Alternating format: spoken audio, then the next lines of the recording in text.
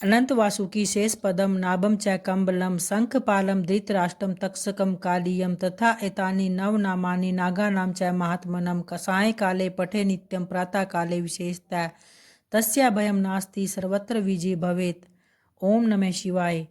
नाग पंचमी के पावन पर्व की आप सभी भक्तों को हार्दिक शुभकामनाएं।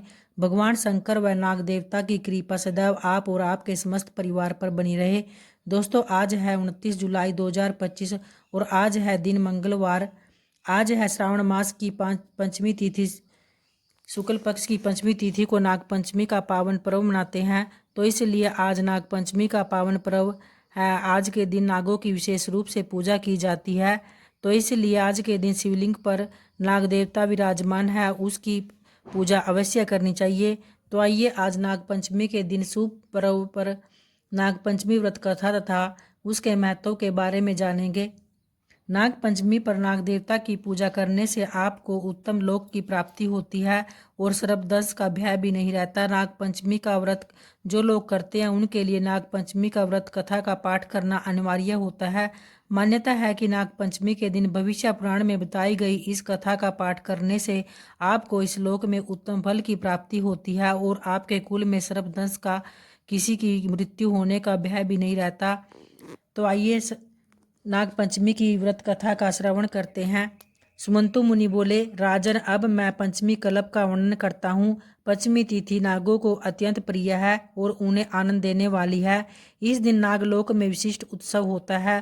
पंचमी तिथि को जो व्यक्ति नागों को दूध से स्नान कराता है उसके कुल में वासुकी, तक्षक, कालिया, मणिभद्र, ऐरावत, धृतराष्ट्र, कारकोटक तथा धनंजय ये सभी बड़े बड़े नाग अभय दान देते हैं।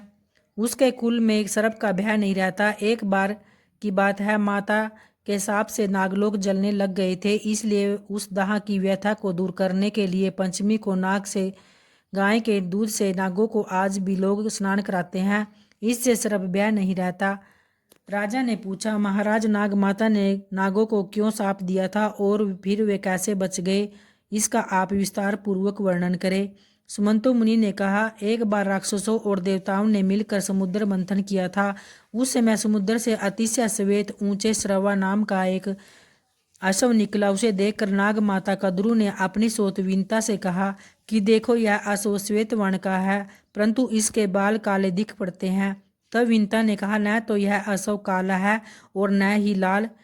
यह सुनकर कद्रू ने कहा, मेरे साथ शर्त करो कि यदि मैं इस अश्व के बालों को कृष्ण वर्ण का दिखा दूं तो तुम मेरी दासी हो जाओगी, और यदि नहीं दिखा सकी तो मैं तुम्हारी दासी बन जाऊंगी। विनता ने यह शर्त स्वीकार कर ली। दोनों क्रोध करती हुई अपने अपने स्थान को चली गई। कद्रू ने अपने पुत्र नागों को बुलाकर सब वृत्तांत उन्हें सुना दिया और कहा कि हे पुत्रों, तुम अश्व के बाल के समान सूक्ष्म होकर उसके शरीर में लिपट जाओ, जिससे यह कृष्ण वर्ण का दिखाई देने लगेगा, ताकि मैं अपनी सोतवीनता को जीत कर उसको अपनी दासी बना सकूं। माता के इस वचन को सुनकर नागों ने कहा कि हे माँ, यह छल तो हम लोग नहीं कर सकते, चाहे तुम्हारी जीत हो या हार। छल से जीतना बहुत बड़ा अधर्म होता है, उतना कुछ भी नहीं। पुत्रों का यह वचन सुनकर कद्रू ने कहा, तुम कोई मेरी आज्ञा नहीं मानते हो तो इसलिए मैं तुम्हें श्राप देती हूँ।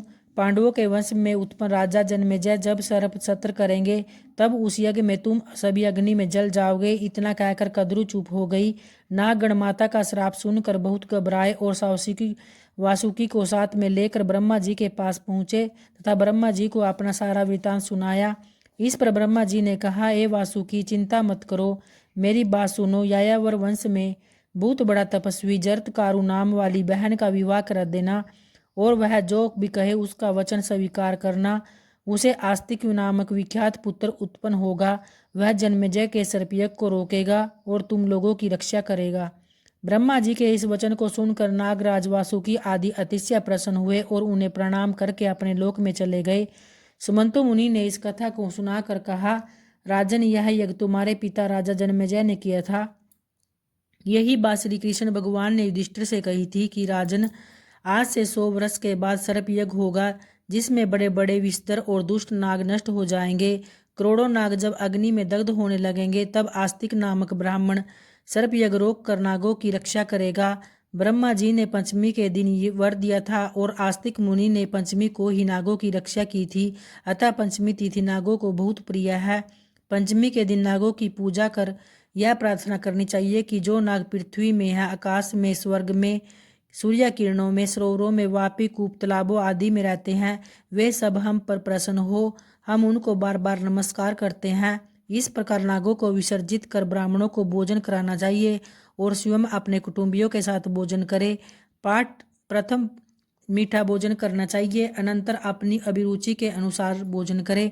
इस प्रकार नियमानुसार जो पंचमी को नागों का पूजन करता है, यह श्रेष्ठ विमान में बैठकर नागलोक को जाता है और बाद में द्वापर युग में बहुत पराक्रमी, रोग रहित तथा प्रतापी राजा बनता है।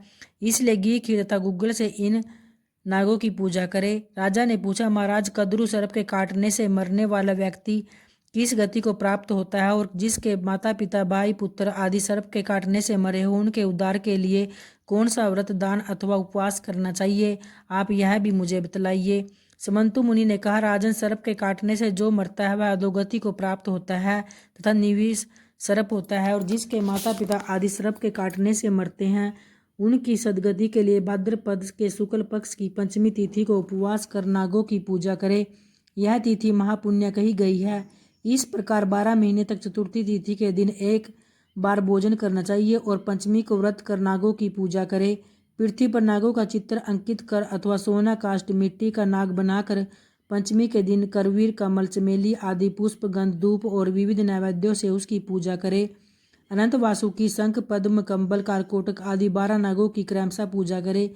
इस प्रकार वर्ष पर्यंत व्रत कर एवं पूजन कर व्रत की पालना करनी चाहिए। बहुत से ब्राह्मणों को भोजन कराए। विद्वान ब्राह्मणों को सोने का नाग बनवा कर उसे देना चाहिए। यह उद्यापन की विधि है। हे राजन, आपके पिता जन्मेजय ने भी अपने पिता परीक्षित के उद्धार के लिए यह व्रत किया था और सोने का बहुत भारी नाग तथा अनेक गौएं ब्राह्मणों को दी थी। ऐसा करने पर वे पितृ ऋण से मुक्त हुए थे और परीक्षित ने भी उत्तम लोक को प्राप्त किया था। आप भी इसी प्रकार सोने का नाग बनवा कर उसकी पूजा उन्हें ब्राह्मण को दान करें। इससे आप भी पितृ ऋण से मुक्त हो जाएंगे। हे राजन, जो कोई भी इस नाग पंचमी व्रत को करेगा, सांप से डसे जाने पर भी वह शुभ लोक को प्राप्त होगा, और जो व्यक्ति श्रद्धा पूर्वक इस कथा को सुनेगा, उसके कुल में कभी भी सांप का ब्याह नहीं होगा। तो इस तरह से पंचमी व्रत को करने से उत्तम लोक की प्राप्ति होती है। तो आज के दिन भक्तों, हमें नागपंचमी के दिन इस पर्व को बड़ी धूमधाम और पूजा आराधना के साथ मनाना चाहिए। तो प्रेम से बोलिए भोलेनाथ की जय, नाग देवता की जय। आशा करती हूँ आपको कथा और वीडियो दोनों पसंद आई होगी। अगर आई हो तो वीडियो को लाइक, शेयर करना ना भूलें, ताकि आगे भी हमारे चैनल का महत्वपूर्ण नोटिफिकेशन आप लोगों तक पहुँच जाए। धन्यवाद।